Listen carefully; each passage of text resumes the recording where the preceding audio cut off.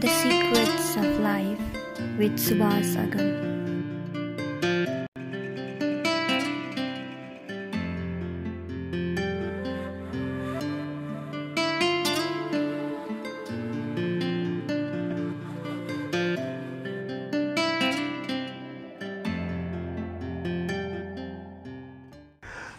आपने तीर्थ के संबंध में, कुंभ के संबंध में भी किताब लिखा है, रिसर्च किया है।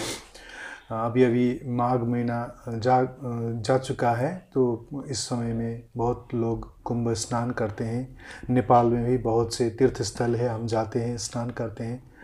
और भारत में कुंभ मेला भी लगा हुआ था इलाहाबाद में, और नेपाल में भी देवघाट में और बराह क्षेत्र में, रुरु क्षेत्र में कुंभ लगे हुए थे। तो कुंभ के संबंध में और तीर्थ यात्रा का महत्व का संबंध में जो आपने रिसर्च किया है, कुछ सुनना चाहेंगे। एक तो है तीर्थ क्षेत्र और एक है कुंभ मेला। तो इसमें फ़र्क क्या है कि तीर्थ क्षेत्र यानी जो क्षेत्र एक दिव्यता से पावन हुए हैं जी, या जो उस क्षेत्र में जाने के बाद ही जी, एक आध्यात्मिक शक्ति का आपको अनुग्रह होता है। पवित्र नदी है, पवित्र वहाँ पर देवताओं की स्थापना से, चाहे ज्योतिर्लिंग हो, चाहे शक्तिपीठ हो, या गंगा या यमुना या त्रिवेणी जैसे संगम का क्षेत्र हो, चाहे कालीगंडकी या मुक्तिनाथ जैसे क्षेत्र हो। तो एक है तीर्थ क्षेत्र, तीर्थ यानी जो पवित्र है वो क्षेत्र। दूसरा जो कुंभ मेला है, तो कुंभ ऐसे 4 पर्व होते हैं जिसमें सूर्य का कुंभ राशि में जब प्रवेश होता है और उस समय त्रिवेणी पर जो होता है, नासिक में जो होता है उसको सिंहस्थ कहा जाता है, जो कुंभ मेला के समकक्ष होता है। जी, वैसे हरिद्वार और उज्जैन में भी होता है। तो सिंह राशि में प्रवेश होने के बाद सिंहस्थ होता है। तो ये 4 प्रमुख पर्व जिस समय खगोलीय रचना के कारण सीधा आध्यात्मिक दैवी पवित्र स्पंदनों का पृथ्वी पर विशिष्ट जगह में आगमन होता है। तो 2 होते हैं गंगा नदी के सानिध्य में, एक गोदावरी के और एक क्षिप्रा नदी के सानिध्य में होता है। उज्जैन का क्षिप्रा नदी में, नासिक का गोदावरी के, और हरिद्वार और ये जो है प्रयाग क्षेत्र का वो गंगा, और प्रयाग में त्रिवेणी, गंगा, जमुना और सरस्वती। तो प्रयाग का जो है वो सबसे बड़ा कुंभ पर्व माना जाता है। अभी कुंभ मेला के अलावा जो जनवरी माह में होता है वो माघ मेला होता है। और माघ यह बहुत पवित्र 12 जो हमारे भारतीय परंपरा के कालगणना के जो 12 मास है उसमें माघ मास जो है ये अत्यंत पवित्र मास है। और इसमें पवित्र नदियों में और पवित्र क्षेत्र के सानिध्य में नदियों के तट पर स्नान का पर्व का जो बात बताया है वो मनाया जाता है। अब गंगा क्या है, तो गंगा गम बीज, गम यानी पवित्रता। पवित्रता का मतलब है कि गंगा को पापनाशिनी कहा जाता है। यानी हमारे कर्मों से जो पाप निर्माण होता है, तो पाप का नाश करने के लिए हम स्नान के लिए जाते हैं। और उसमें भी कुंभ पर्व के समय जब विशिष्ट पर्व में होता है तो उसमें पाप नाश होता है। यहाँ पे 2 प्रश्न आते हैं कि मैं साल भर नियोजन करके पाप कर्म करूं और तीर्थ क्षेत्र के समय में जाके अब मैं स्नान करना चाहता हूँ, तो क्या वो पाप नाश होगा? या धर्मशास्त्र जिसे कहते कि आपको गंगा स्नान से पाप से मुक्ति मिलती है, तो वो क्या कहते हैं? तो धर्मशास्त्र कहता है कि अनजाने में आपसे पाप हुआ है, या हो सकता है कि एखादा पाप जाने में, मतलब जानकर भी आपने किया है परंतु आपको पश्चाताप हुआ है। आप दोबारा वो पाप कर्म करने के लिए तैयार नहीं और आप उसका प्रायश्चित्त भी करना चाहते हैं और अपने जीवन को पवित्र बनाना चाहते हैं। और दोबारा कोई जानकर पाप ना करने का जब बुद्धि का निश्चय होता है, तो इस अवस्था में जब आप जाकर तीर्थ क्षेत्र में पवित्र नदियों में स्नान करते हैं, वो संकल्प के साथ स्नान करते हैं, तो गंगा माँ यानी हमारा परमात्मा भगवान विष्णु के चरणों से जब वो निकली, गंगा की उत्पत्ति भगवान विष्णु के चरणों से हुई है। गंगा का अवतरण भगीरथ, ये रघुकुल के इसमें जब भगीरथ उसके पुरखों को श्राप के कारण जब वो उनको मृत्यु हुआ था, तो उनके गति के लिए क्या करे, तो भगीरथ प्रयास कहा जाता है। यानी उसने इतनी तपस्या किया था कि उसने अपने पूर्वजों को गति देने के लिए गंगा का आगमन पृथ्वी तल पर हुआ था। और जिस गति से वो विष्णु के चरणों से गंगा माँ निकली थी, तो गंगा का आवेग इतना तीव्र था कि गंगा ने कहा कि मैं उस गति से अगर वैकुंठ से या स्वर्गलोक से आ जाऊं तो मैं तो भूलोक को, भूमंडल को छेद कर सीधे पाताल लोक चले जाऊंगी, आपके पुरखों का कैसे होगा। फिर तपस्या करनी पड़ी। फिर शिवजी ने कहा कि मैं धारण करूंगा सर पे, क्योंकि गंगा का आवेग शिवजी ही धारण कर सकते हैं। और फिर गंगा जब आए तो शिवजी कल्याणकारी या मतलब पवित्र कल्याणकारी ज्ञान स्वरूप शिव जी को कहा जाता है। तो जैसे ज्ञान पवित्र है वैसे गंगा माँ भी पवित्र है। ज्ञान से, जैसे मैंने कर्म के इसमें बताया कि ज्ञानाग्नि से जैसे आपका कर्म नष्ट हो जाता है, वैसे गंगा माँ की पवित्रता से भी पाप कर्म का निश्शेष होकर पवित्रता प्राप्त होती है। तो फिर गंगा को पृथ्वी तल पर आने पर पहले कैलाश पर शिव जी ने धारण किया, और फिर एक जटा को ये करके गंगा को एक धारा पे गंगोत्री से बहाकर फिर भगीरथ के पीछे पीछे वो आकर उसके पुरखों को मुक्ति देते हुए मनुष्य के उद्धार के लिए परमात्मा ने विष्णु के चरणों से, शिव जी के मस्तक से गंगा को अवतरित करके हमारे लिए एक दिव्य सप्त, हमारी पवित्र नदियों में से एक गंगा माँ का अवतरण हुआ है। तो गंगा को पापनाशिनी कहा जाता है।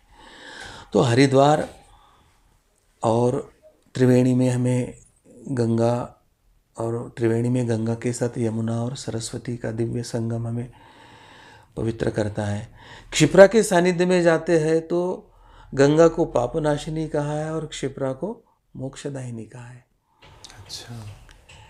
गंगा जब पापों के भारों से वो भारित होती है तो क्षिप्रा को गंगा की माँ कहा जाता है, और गंगा फिर मैके में आती है और अपने पाप का वो जो क्षिप्रा में डालती है।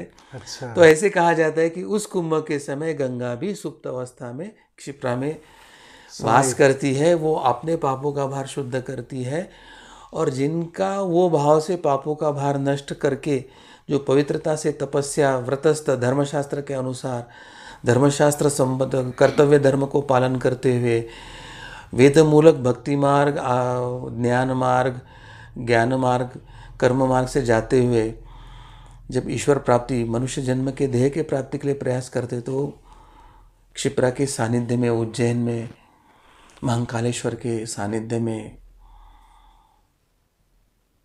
मोक्षदायिनी गंगा मोक्ष का मार्ग प्रदान करती है, ऐसे कहा जाता है।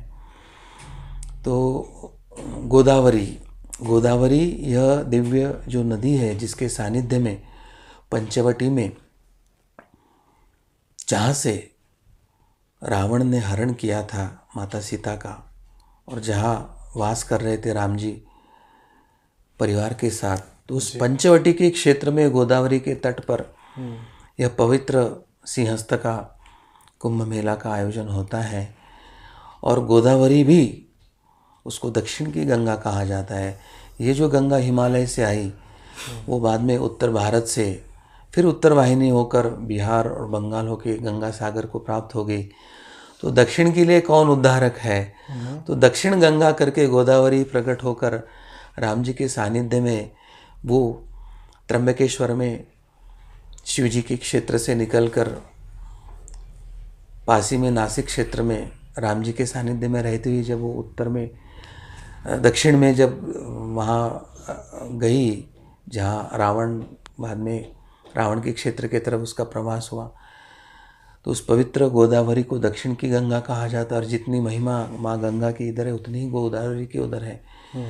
तो ये क्षेत्र है। इसी के साथ जो 52 शक्तिपीठ है, 12 या 24 ज्योतिर्लिंग है, तो जहाँ पर स्वयंभू आध्यात्मिक ऊर्जा का स्रोत जहाँ पे प्रक्षेपित होता है, और जिस क्षेत्र में आकर व्यक्ति के भौतिकता के आवरण को नष्ट करने की प्रक्रिया होती है, एक पवित्रता ग्रहण करने की क्षमता प्राप्त होती है। वहाँ रहकर तपस्या करने से एक ईश्वर या मनुष्य जन्म के ध्येय की प्राप्ति, परमात्मा की प्राप्ति, आनंद की प्राप्ति, उस उद्देश्य के प्राप्ति के लिए अनुकूल वातावरण जहाँ होता है वो जो ये है वो सब तीर्थ क्षेत्र है। तो तीर्थ यानी जहाँ को आपको पवित्रता प्राप्त होती है, दिव्यता प्राप्त होती है, वो क्षेत्र तीर्थ क्षेत्र कहा जाते हैं। और आपने यहाँ पर इस पुस्तक हम देख रहे थे तो यहाँ पर लिखा हुआ है कि पितरों के मुक्ति के लिए, जैसे तीर्थराज करके पुष्कर जी को कहते हैं, तो वहाँ पर पितरों का तर्पण देने के लिए लोग जाते हैं। और फिर अगर वहाँ की बात किया जाए तो हम शास्त्रों में ये भी सुनते हैं कि अगर एक ब्राह्मण, एक पंडित जी कोई जातक का श्राद्ध आदि करवाते हैं तो एक ही व्यक्ति का श्राद्ध करवाने का नियम है। वो 2, 3 या 100 लोगों का करवा नहीं सकते। लेकिन वहाँ पर चाहे आप वाराणसी के घाट में कहिए, चाहे पुष्कर राज्य के घाट में कहिए, वहाँ पर जो तालाब है वहाँ पर तो एक ही पंडित जी बहुत लोगों का खींच के बुला के करवाते हैं। तो इसका क्या है, अगर क्या है इस संबंध में थोड़ा? बहुत अच्छा आपने कहा कि पितरों के लिए, कर्मों के लिए, जैसे गंगा के तट पर भी गया है या वाराणसी है, प्रयाग है, वहाँ पर होता है, पुष्कर में होता है। पितरों के लिए गोकर्ण, महाबलेश्वर और त्र्यंबकेश्वर में भी विशेष रूप से विधि होती है। यानी त्र्यंबकेश्वर ऐसा क्षेत्र है, गोकर्ण, महाबलेश्वर, त्र्यंबकेश्वर, जहाँ पे पितृलोक और भूलोक एकत्रित आते हैं। तो वहाँ पर विधि करने से त्वरित पितरों को मिलकर मुक्ति मिलती है। गया क्षेत्र में है जहाँ पे जीवित व्यक्ति स्वयं का ही पिंडदान करके, स्वयं के लिए भी श्राद्ध करके, मृत्यु के बाद अगर किसी ने नहीं किया तो स्वयं की भी एडवांस डिपोजिशन जैसा जो कहते हैं वो कर सकता है, पितरों के लिए वहाँ पे होती है। अब प्रश्न आता है कि एक ब्राह्मण एक दिन में एक यजमान के लिए पितृकर्म करना चाहिए, ऐसा एक विधान है। तो विधान बहुत सही है। पहले ब्राह्मण अपनी परंपरा में, अपने परिवार में परंपरा चलाते थे। अभी ऐसे है कि ब्राह्मण परंपरा कर रहे हैं और उनके बेटे भौतिक शिक्षा लेके कोई इंजीनियर, डॉक्टर बना है। बहुत लोग विदेश में जाके बैठे हैं और अभी ब्राह्मणों की परंपरा आगे चलाने के लिए उनकी अगली पीढ़ी नहीं बची है। ये सबसे पहले बड़ा दुर्दैव है। बिल्कुल, कि परंपरा से और विधि विधान से ब्राह्मणों का निर्माण, अध्ययन अध्यापन न होना, कर्मकांड और चाहे पितरों की हो, यज्ञ याग हो, जो भी है वो विधि के लिए आगे की पीढ़ी सक्षमता से निर्माण न होना, ये पहला संकट धर्म के अस्तित्व पर आया है जी।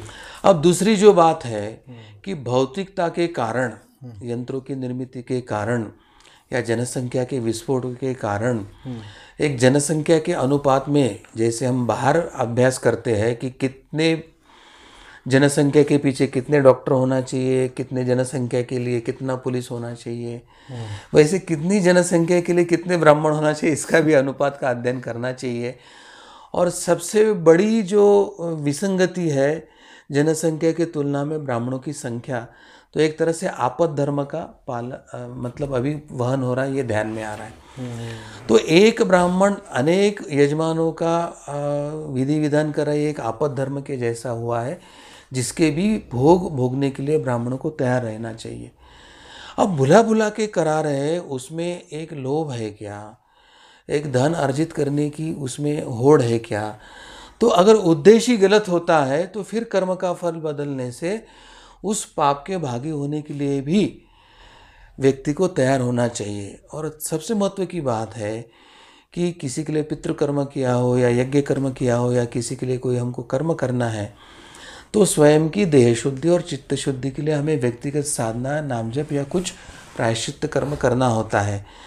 तो हमने इतनी मात्रा में अगर ये कर्म किया है तो अपनी शुद्धि के लिए उतने कर्म हम व्यक्तिगत जीवन में कर रहे हैं क्या, इसका भी अभ्यास सभी ने करना चाहिए।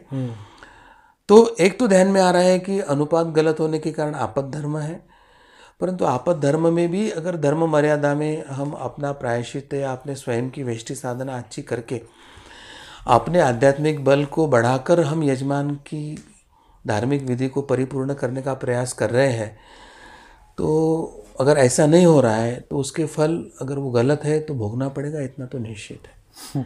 बिल्कुल। और जैसे आपने कहा कि गंगा जी में आप ही कह रहे थे कि दिन भर पाप करो या बरस भर पाप करो और फिर गंगा जी में जाके बहा दो। क्या ये संभव है? मतलब गंगा जी में जाना तीर्थ क्षेत्र में, जैसे हमने भी कभी कभार तीर्थ में जाने का अवसर मिला।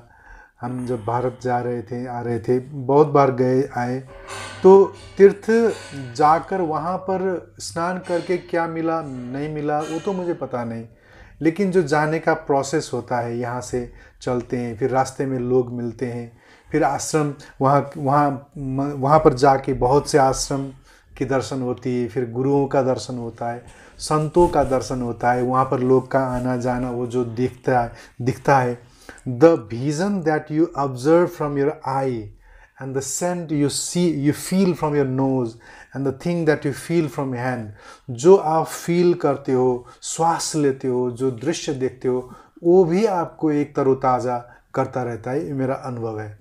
उसके बाद जो स्नान करके जो पवित्र होने का कॉन्सेप्ट है, वैज्ञानिक रूप से आप तो डॉक्टर भी है, आपको इस दृष्टि से देखकर बता दीजिए कि गंगा में स्नान करके क्या पाप धुलेगा? हाँ, मैंने थोड़ा सा टच करने का प्रयास किया था। कर्म में एक बात मैं बताना भूल गया था। कर्म का फल कैसे तय होता है, ये हमें सबसे पहले जानने की आवश्यकता है। कर्म का जो फल है, कर्म तो शरीर से होता है, परंतु वो कर्म करने के पहले मन में एक प्रक्रिया होती है। आप तय करते हैं कि आपको ये कर्म करना है और आप उसका उद्देश्य तय करते हैं कि किस उद्देश्य के लिए आपको कर्म करना है। तो शास्त्र कहता है कि शारीरिक कर्म का फल 30% होता है और मानसिक कर्म का जो पाप या पुण्य होता है वो 70% महत्व का होता है। अगर कर्म करने का उद्देश्य ही गलत है तो फल अच्छा कर्म करके भी पापमय होता है, और कर्म गलत दिख रहा है परंतु कर्म करने का उद्देश्य ही अगर योग्य है तो उसका फल पुण्यमय होता है। अब जैसे समझो कि झूठ बोलना गलत बात है। अभी क्या हो गया कि मैंने किसी के पैसे गिरे हुए उठा लिए, चुराए, जेब में रख दिए, और किसी ने पूछा आपको पैसे दिखे क्या, आपने उठाए क्या? मैंने कहा मुझे नहीं दिखे, मैंने नहीं उठाए। अब मैंने कर्म तो शरीर से किया और मन से चिंतन किया। अब मैंने झूठ बोला, अब मेरा उद्देश्य झूठ है और कर्म भी गलत है, तो ये 100% पापमय कर्म हो गया जी। अब क्या हो गया कि मुझे पॉकेट पड़ा हुआ गिरा हुआ दिख रहा है, वो व्यक्ति मुझे पूछ रहा है कि आपने कहीं मेरा पॉकेट देखा क्या गिरा हुआ है? तो मैं कह रहा हूँ मैंने नहीं देखा। अब शरीर ने तो कर्म बुरा नहीं किया है परंतु मन ने झूठ बोला है, तो मन सूक्ष्म है और वो शारीरिक या स्थूल कर्म का प्रेरणा या उद्देश्य होने के कारण अभी स्थूल कर्म नहीं हुआ तो भी मन ने गलत कर्म किया, ये 70% पापदायी या बुरा कर्म होता है। अब तीसरी बात है कि मैंने देखा कि किसी दूसरे ने वो पॉकेट उसका उठाया है, मैंने उसको गाल पर तमाचा मारा, उसका पॉकेट निकाल लिया। देखने को कर्म गलत है क्योंकि मैंने किसी को गाल पर चाटा मारा और उसके पास से वो उसका बटुआ छीन लिया, परंतु जाके उस मालिक को दे के आया और मेरा उद्देश्य था कि जिसका गिर गया था उसको दे दो। तो अब यहाँ पे उद्देश्य मेरा अच्छा है तो 70% उसमें पुण्यमय फल मिलेगा, 30% पापमय मिलेगा। और चौथा जो है कि मैंने देखा वो व्यक्ति उठा रहा है, वो गलत कार्य कर रहा है, वो व्यक्ति उधर जा रहा है, मेरे पास में पुलिस खड़ा था, या मैंने उस व्यक्ति को बोला कि इधर है भैया भैया आपका यहाँ पे गिर गया था, इसने उठा, इसकी जेब में देखो मिलेगा। मैंने उस व्यक्ति को चाटा भी नहीं, मारा, उसके जेब से छीना भी नहीं, पुलिस या उस व्यक्ति को जागरूक करके उसका उस तक पहुंचाया, मेरा शारीरिक कर्म भी योग्य हो गया, मानसिक कर्म भी योग्य, ये 100% पुण्य में कर्म हो जाता है। अगर आप ये भाव रखते हैं कि भगवान ने मुझे बताया है कि झूठ बोलना गलत है और जिसका उसको जाना चाहिए, तो मैं भगवान प्रेरणा से कर्तव्य कर्म से कर रहा हूँ, तो पुण्य भी शुद्ध होने के कारण ना तो आपको पुण्य भी मिलता है ना पाप भी मिलता है, आपको परमात्मा की कृपा मिलती है। तो शास्त्र ये कहता है कि अगर आप पुण्य कमाओगे तो स्वर्ग जाओगे, फिर मनुष्य जन्म लेंगे और अच्छा जीवन जियोगे।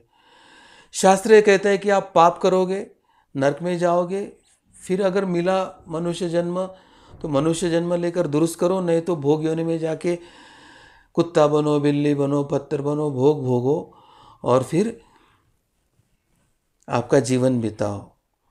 और पाप पुण्य नष्ट करके ही परमात्मा प्राप्त होता है। सुख दुख के समय कृत्वा, यानी पाप को भी नष्ट करने की प्रक्रिया होनी चाहिए, पुण्य को भी नष्ट होने की प्रक्रिया करनी चाहिए, तो तब आपको परमात्मा की प्राप्ति होती। और इसलिए मनुष्य जन्म जब पाप पुण्य समान आ जाता है 50-50%, तब आपको मनुष्य जन्म मिलता है। मनुष्य जन्म मिलने के लिए भी बहुत भ्रांतियां हैं।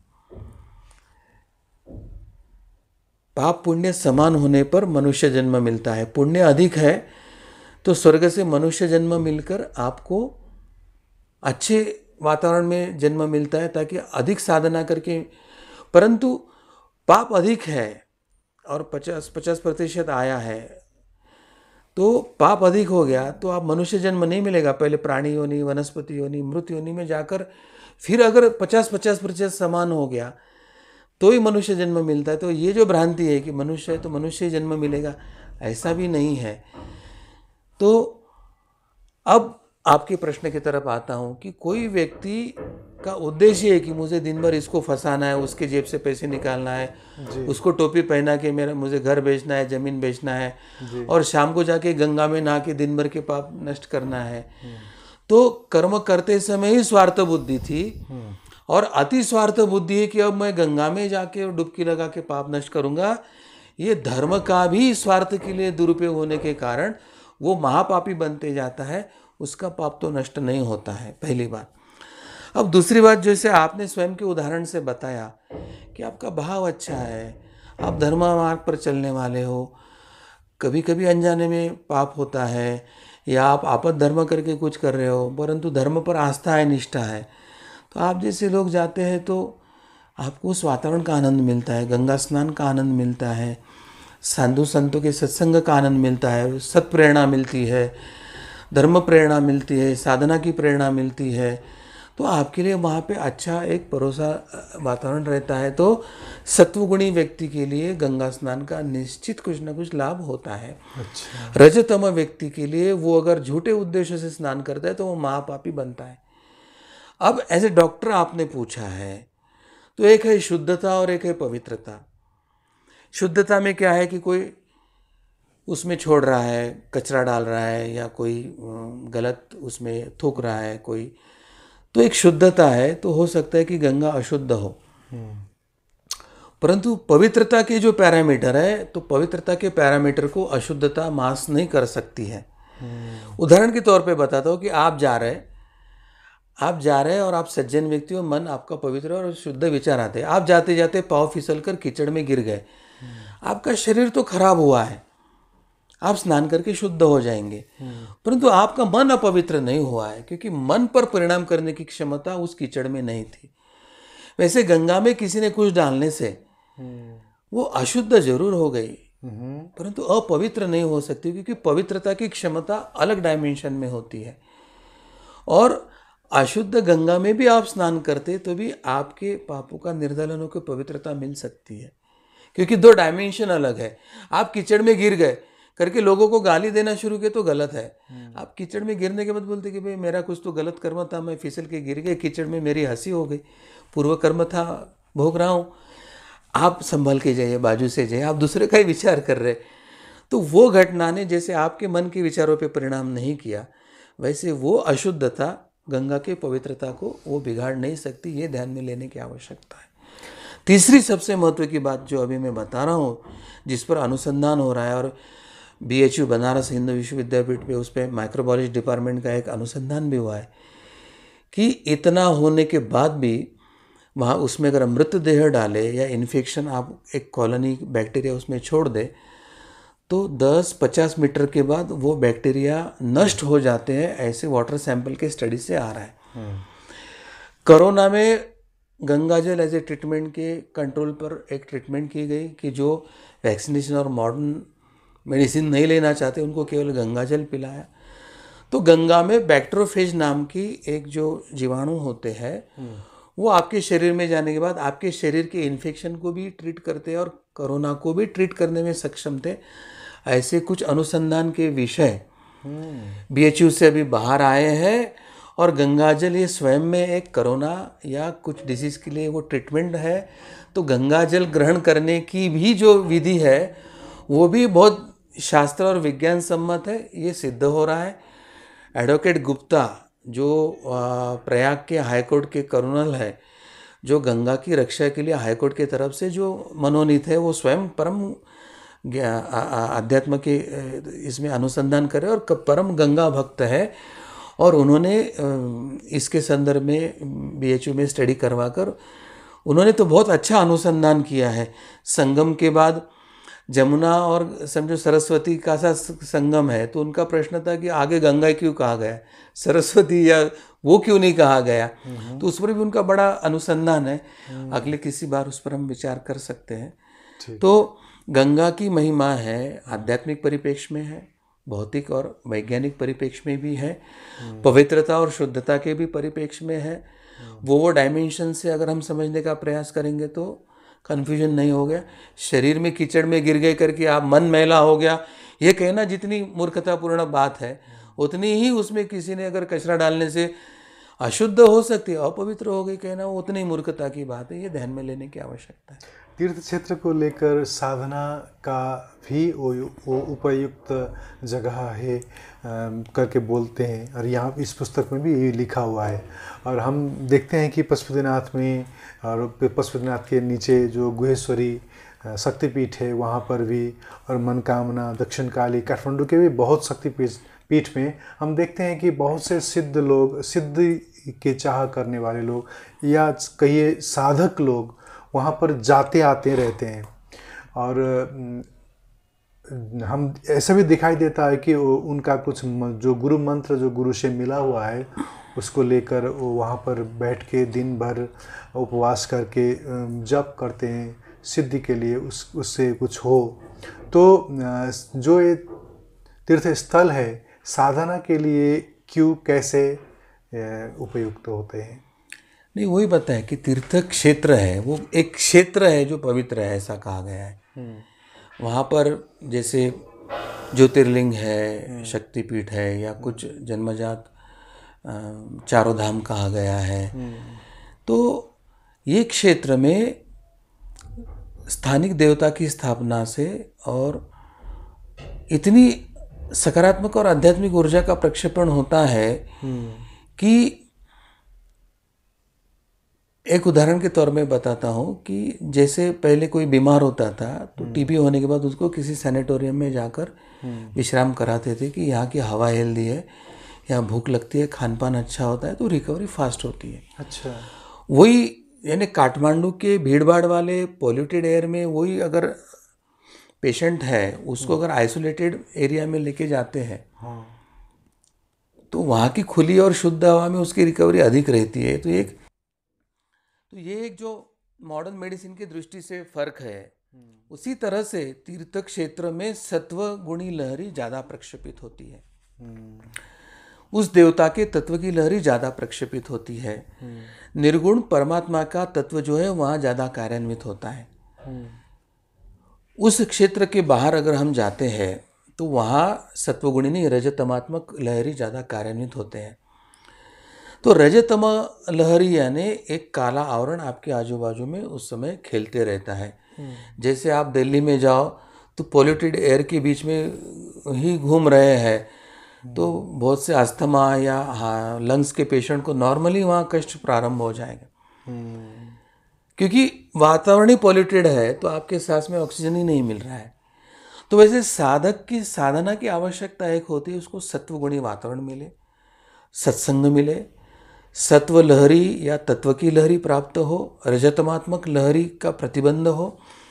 और ऐसे वातावरण में जब वो जाता है तो उसका मन चित्त शुद्धि की प्रक्रिया बढ़ सकती है। नाम जप या मंत्र की जो द्वारा जो शक्ति वो आकर्षित करता है, वो ग्रहण करने की क्षमता उसकी बढ़ती है। और फिर वहाँ पर जो अन्य साधना करने वाले ज्येष्ठ ऋषि मुनि हैं या साधक है, उनसे प्रक्षेपित होने वाले लहरें वहाँ पे वो प्राप्त करता है। तो कम समय में अधिक, जैसे बच्चा है घर में पढ़ाई कर रहा है, टीवी भी देख रहा है, बीच में माँ ये दे पानी दे, तो माँ कहती कि तूने उसको कोचिंग क्लास में एक तो बैठा देती, नहीं तो स्कूल भेज देती है। फिर क्या वहाँ डिसिप्लिन होता है, इतना बैठो ये करो। वैसे एक स्पिरिचुअल डिसिप्लिन जो है वो तीर्थ क्षेत्र में प्राप्त होने के कारण वहाँ साधना की अनुकूलता, साधना में उन्नति की अनुकूलता होती है। और उसी के कारण ऐसे क्षेत्र में प्रारंभिक अवस्था में साधना करनी चाहिए, परंतु उसके बाद एक विशिष्ट अवस्था के बाद आपको समाज के हर क्षेत्र में जाकर अपने साधना की कसौटी चेक करना चाहिए कि हर क्षेत्र में जाके मेरा नाम हो रहा है ना। अब मेरा कैलाश में जाकर वहाँ पर नाम जप हो रहा है और मुझे लगता है कि कोई है नहीं झगड़ा करने के लिए, ये है वो है, तो उसको लगता है मैं सिद्ध हो गया।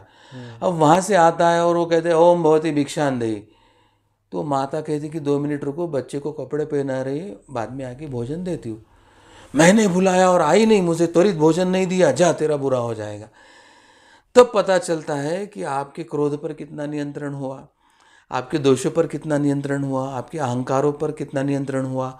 या उस स्त्री जो बच्चे की सेवा में है, वो अपने बच्चे के प्रति कर्तव्य पूर्ण करे तो मुझे देगी 5 मिनट के बाद, तो क्या आप में संयम और धैर्य निर्माण हुआ है?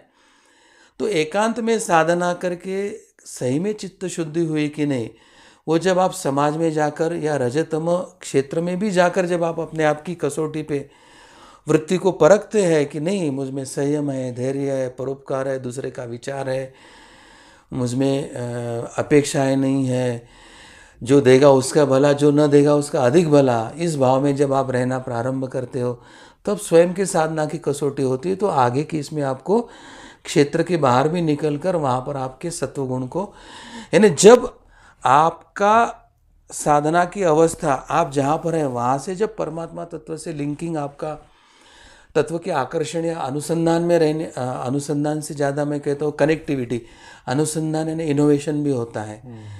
तो जब आप चलते फिरते प्रतिकूलता में भी जब आप परमात्मा से कनेक्टिविटी रखने में जब क्षमता प्राप्त होती है, उस समय आपको संत कहा जाता है। तब तक आप साधक हो और तब तक आप बाहर पे जाकर कार्य नहीं कर सकते। बहुत सुंदर गुरुवर। हमने 1 घंटे का सत्संग कर लिया है, अब हम दूसरी विषय में जाते हैं।